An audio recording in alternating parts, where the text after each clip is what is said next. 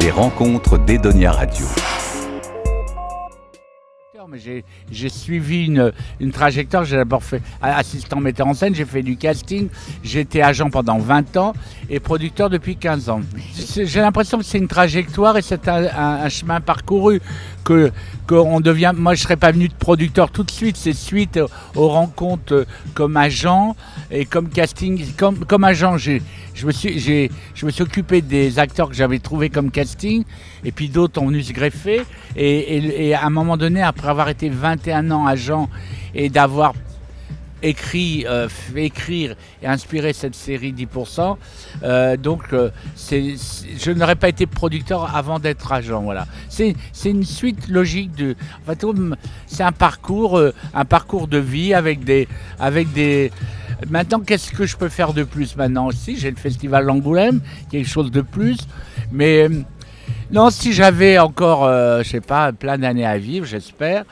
Ma mère est morte à 99 ans, donc j'ai peut-être les mêmes gènes, et j'adorerais avoir un théâtre, voilà, parce qu'en fin de compte, ma base c'est le théâtre.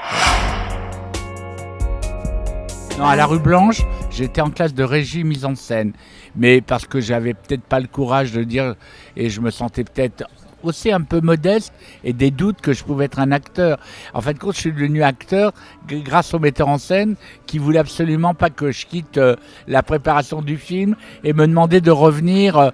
Et puis bon, c'est vrai qu'il y a eu Piala qui a été un rôle important, ou là après.